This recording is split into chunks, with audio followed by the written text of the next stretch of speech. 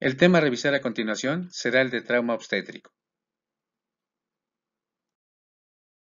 Se define el trauma obstétrico como todas aquellas lesiones producidas en el feto o recién nacido a consecuencia de fuerzas mecánicas durante el trabajo de parto, por las medidas efectuadas para la extracción del producto o durante la atención del niño después del parto.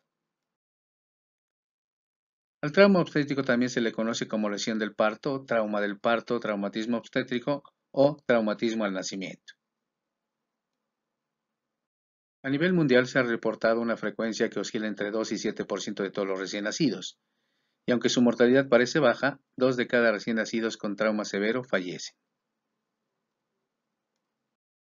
En la literatura de nuestro país, la frecuencia reportada de trauma obstétrico varía entre 12.5 y 58 por cada 1000 recién nacidos, con una mortalidad de 2 por 100.000 recién nacidos.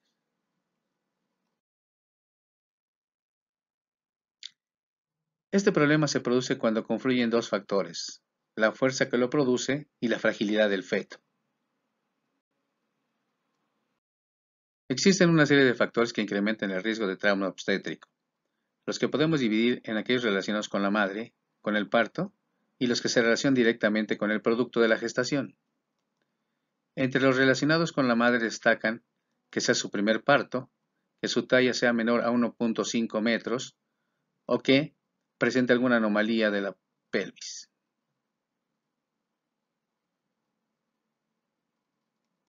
Entre los factores relacionados con el parto se encuentran la presentación anormal del feto, la presencia de oligohidramnios y la expulsión prolongada o extremadamente rápida del producto. También aumenta el riesgo de trauma cuando se pierde el paralelismo de la cabeza del feto con la pelvis materna.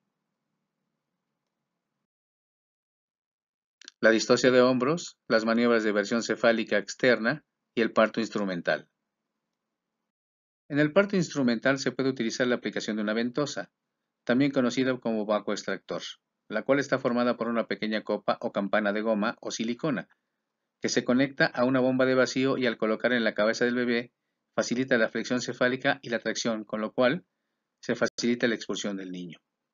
Está contraindicada en niños menores de 34 semanas, ya que puede producir cefalohematoma, hemorragia suprarrenal o hemorragia intracraneana. Otro de los utensilios que se pueden utilizar en el parto instrumentado son los forceps, los cuales son instrumentos quirúrgicos metálicos con puntas redondeadas, y cada uno consta de 2 cucharillas articuladas en su base. El médico, después de valorar la pelvis materna, la posición y variedad del producto y vaciar la vejiga de la madre, coloca ambas ramas, comprueba la toma y realiza la tracción coincidiendo con la contracción y el pujo materno, y siempre siguiendo la curvatura pélvica, con lo que logra la flexión cefálica, la tracción y la rotación del producto.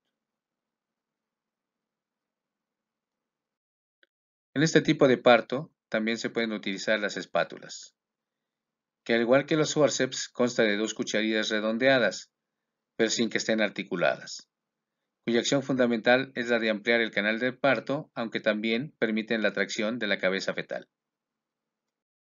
Finalmente, existen factores asociados directamente al producto de la gestación, entre los que se encuentran el peso bajo o muy bajo al nacer, la edad gestacional antes del término, el peso superior al normal y varias malformaciones congénitas como la macrocefalia. El trauma obstétrico se clasifica de varias formas.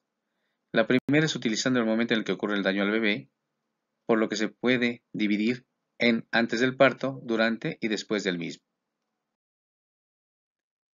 También se divide en la posibilidad de que estas lesiones puedan ser evitadas. Un ejemplo de las predecibles es cuando se diagnostica en forma temprana desproporción cefalopélvica y se realiza una cesárea, y uno no predecible es cuando se presenta distosia de hombros. Otra forma de clasificar a las lesiones del parto es de acuerdo a la región anatómica o al tejido u órgano que afectan. De acuerdo a la región afectada, las lesiones más frecuentes que se presentan en la cabeza y en el cuello son el caput succedaneum y el cefalohematoma, aunque también pueden ocurrir otras hemorragias en el epicráneo o en el cerebro, fracturas en varios sitios y lesiones en ojos, oídos, faringe y músculos. Entre las lesiones nerviosas, las más frecuentes son las del nervio facial y las del plexo braquial, sin dejar de tener en cuenta que las lesiones de la médula espinal, que aunque mucho menos frecuentes, son las que producen mayor número de secuelas. Cuando se afecta el sistema óseo, las fracturas más frecuentes son las de la clavícula y la de los huesos largos. En tejidos blandos, que son las que con mayor frecuencia ocurren, las heridas y los cortes son los predominantes. Finalmente, las que con mayor frecuencia ameritan tratamiento quirúrgico son las que afectan al abdomen y al tórax, sobre todo las rupturas de hígado y en el vaso.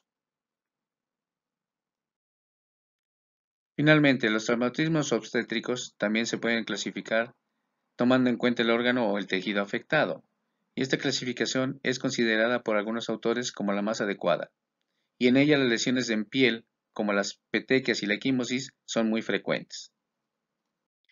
Siguiendo con los traumatismos cutáneos, las laceraciones y heridas se pueden producir con el bisturí durante la operación cesárea o mediante la aplicación de forceps.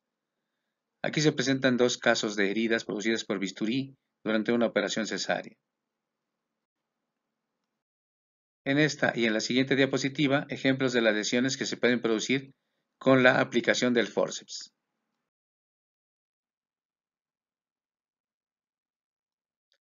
Cuando la lesión afecta a los tejidos osteocartilaginosos, los traumatismos más frecuentes son el moldeamiento craneano, el caput succedaneum, el cefalohematoma y de aparición menos frecuente, quizá porque no se diagnostica, el hematoma subgaleal.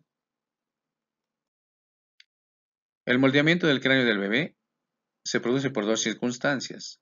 La primera porque sus huesos son suaves y flexibles, y la segunda porque el cráneo del niño contiene aberturas entre las placas óseas, las fontanelas, por lo que el canal de parto puede moldear la cabeza en vez de que se produzcan fracturas, lo cual ocurriría si no existieran las dos condiciones previamente mencionadas de los huesos del niño.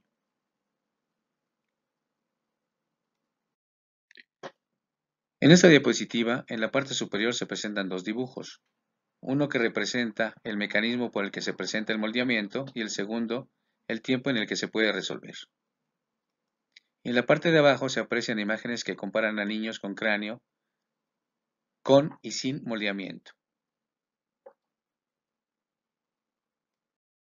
El caput succedaneum es una colección localizada entre la piel y el periósteo, que aparece en el momento del nacimiento, el cual tiene bordes mal definidos que cruzan las líneas de sutura.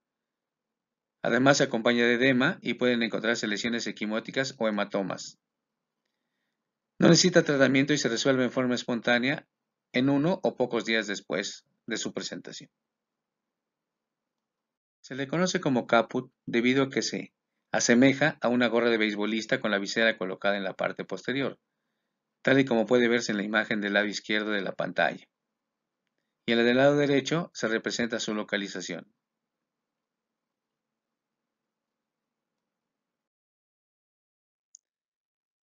Aquí se presentan tres casos, en dos de ellos se comprueba el edema con el signo de Godete y en la imagen inferior la presencia de hematomas. En cuanto al cefalohematoma, es una colección sanguínea situada por debajo del periósteo. Generalmente se presenta en forma unilateral y con características que nos permiten diferenciarlos del caput succedaneum, ya que esta lesión no rebasa las líneas de sutura, no hay edema ni equimosis y no aparece inmediatamente después del nacimiento, sino horas o días después. Aquí se aprecia la representación gráfica de la localización del cefalohematoma. Y aquí una fotografía de un niño con cefalohematoma, su representación gráfica y su imagen radiológica. En raras ocasiones el cefalohematoma también puede ser bilateral, pero conserva sus características que lo distinguen del caput succedaneum, como puede observarse en la imagen de la derecha de la pantalla donde se aprecia que no rebasa las suturas. Como se mencionó previamente, una lesión menos frecuente es el hematoma subgaleal, el cual en la mayoría de los casos es de crecimiento lento y difuso, por lo que no se diagnostica fácilmente. Pero puede crecer rápidamente y en estos casos puede producir choque hipovolémico. Esta hemorragia puede abarcar grandes áreas y se localiza entre el periósteo y la galia aponeurótica. Aquí se presentan la galia aponeurótica y la localización de la hemorragia subgaleal.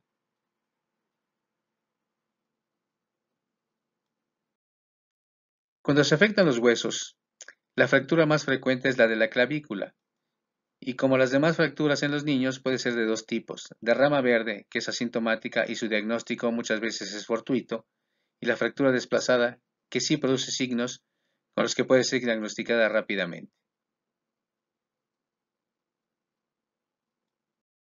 En orden de frecuencia, después de las fracturas de clavícula, aparecen aquellas que afectan a los huesos largos y a los huesos planos, los cuales son consecuencias de la tracción ejercida en partos distóxicos y presentaciones podálicas. En estos casos siempre existen desplazamiento de los fragmentos. De aparición menos frecuente es la presentación de los desplazamientos epifisiarios, de los que existen 5 tipos diferentes. En la figura a la derecha de la pantalla se aprecia un desplazamiento de tipo 2.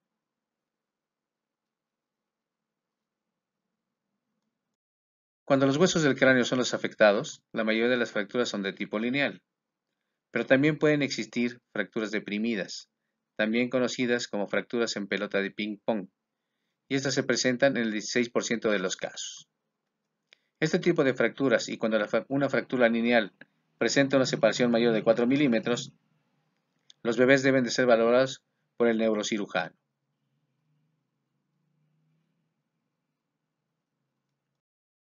En cuanto a las lesiones ocasionadas en los párpados y en los ojos, las más frecuentemente encontradas son las hemorragias subconjuntivales y las lesiones palpebrales producidas por forceps. Aunque menos frecuentes, las hemorragias en la retina, las penetraciones oculares y el sangrado en cámara anterior revisten una mayor gravedad. Las lesiones más temidas son las que afectan al sistema nervioso central, ya que muchas de ellas producen lesiones irreversibles. Una de las hemorragias más frecuentes es la subaracnoidea, que por lo regular no produce síntomas, aunque se pueden presentar crisis convulsivas o apneas. Este tipo de hemorragia cura en forma espontánea. Otro tipo de hemorragia, aunque menos frecuente, que se presenta por lo regular después de la aplicación de forceps y que en ocasiones necesita drenaje quirúrgico, además con frecuencia produce hidrocefalia y o focos epileptógenos, es la hemorragia subdural. Una hemorragia típica de recién nacidos de pretérmino que presentan asfixia es la hemorragia de la matriz germinal, que puede localizarse dentro de los ventrículos o en el tejido periventricular. Una de las hemorragias cerebrales que tiene peor pronóstico y una alta mortalidad es la hemorragia cerebelosa, que afortunadamente es poco frecuente. Y otra de las lesiones que no tienen tratamiento específico y que son irreversibles son las que afectan a la médula espinal y que se producen en partos podálicos, en recién nacidos prematuros o cuando se utiliza forceps.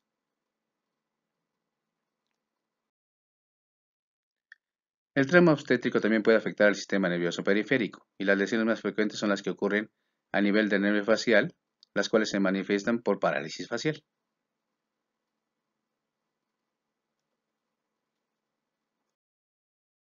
Otra lesión que se presenta con mucha frecuencia es la parálisis del plexo braquial, en la cual la afectación puede ser superior, conocida como parálisis de Ehlers-Danlos, inferior, conocida como parálisis de Klopke, y la pérdida total, en donde la lesión ocurre tanto a nivel superior como inferior. En esta diapositiva se presentan las diferencias entre la parálisis superior del plexo braquial y la inferior, en donde se puede apreciar que la afectación de la parálisis superior, cuando involucra a nivel de la vértebra cervical 4, produce parálisis frénica, y en la inferior, cuando afecta a nivel de la primera vértebra torácica, se presenta el síndrome de Horner. En esta diapositiva se presenta la parálisis unilateral del nervio frénico.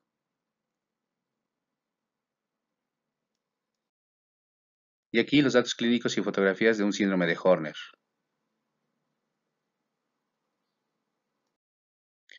En cuanto al tratamiento, como en todo recién nacido, lo primero que debemos de hacer es evitar que el niño presente hipotermia y manipularlo solamente lo indispensable. Muchas de las lesiones no meritan tratamiento o no existen más que medidas inespecíficas o de sostén como parte de su tratamiento, como las que se presentan en esta diapositiva. Algunos ejemplos de traumatismo obstétrico que sí ameritan tratamiento son las fracturas, como la de la clavícula y la del húmero, en las que se aplican vendajes, o en las del fémur, en las cuales es necesaria la inmovilización durante 4 semanas. Las fracturas faciales deben ser valoradas por los respectivos especialistas y la desviación del tabique nasal la podemos reducir nosotros mismos o solicitar una interconsulta al especialista. En las lesiones musculares como la del músculo esternocleidomastoideo, el tratamiento consiste en fisioterapia y en casi una cuarta parte de los casos ameritan tratamiento quirúrgico. Cuando los afectados son los nervios periféricos, como cuando existe parálisis del plexo braquial, lo primero será movilizar el miembro afectado en cuanto se realice el diagnóstico. Se puede utilizar la electroestimulación y en pocas ocasiones el tratamiento será quirúrgico. En la parálisis del nervio frénico se manejará la insuficiencia respiratoria si ésta existe y solo en algunos casos ameritará manejo quirúrgico. Finalmente, las lesiones hepáticas y esplénicas en una buena proporción de los casos ameritan transfusión y o la realización de una laparotomía exploradora. Y finalmente, en la lesión de las glándulas suprarrenales, solo en muy raras ocasiones ameritan de cirugía, hemotransfusión o terapia sustitutiva. Con esto hemos revisado los aspectos más importantes del traumatismo obstétrico. Si te gustó el video, suscríbete y regálame un me gusta. Vienen muchos más videos que te ayudarán a mejorar o afianzar tus conocimientos en pediatría. Y si tienes interés en algún tema específico, por favor házmelo saber y con mucho gusto realizaré el video correspondiente lo antes posible. Gracias anticipadas y será un honor contarte entre los suscriptores de este canal.